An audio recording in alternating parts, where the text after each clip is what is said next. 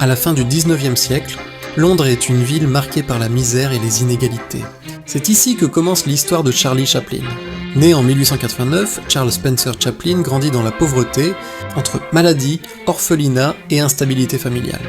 Issu d'une famille d'artistes, il découvre très jeune le monde du spectacle, qui devient pour lui un moyen de survie. Adolescent, Chaplin rejoint une troupe de théâtre comique avec Fred, Carnot et se produit sur les scènes d'Angleterre puis d'Amérique.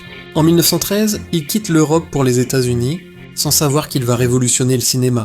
À Hollywood, le jeune acteur découvre le cinéma muet, un art encore en construction. En 1914, un personnage apparaît pour la première fois à l'écran. Un vagabond doté d'un chapeau melon, d'une canne et de chaussures trop grandes. Le vagabond est né, un homme pauvre, maladroit, mais digne et profondément humain. À travers lui, Chaplin parle de la marginalité, de la solitude et de l'espoir. Avec The Kid, il mêle humour et émotion, racontant l'enfance abandonnée et l'amour paternel.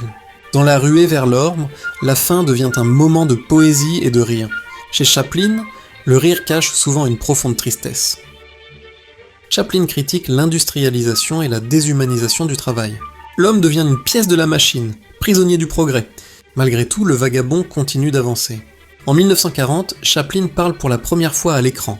Il crée le personnage de Hinkel, parodie d'Hitler. Il ose ridiculiser la dictature et dénoncer le nazisme. Le discours final du film est un appel universel à la paix et à l'humanité. Mais son engagement lui vaut de nombreuses critiques et accusations.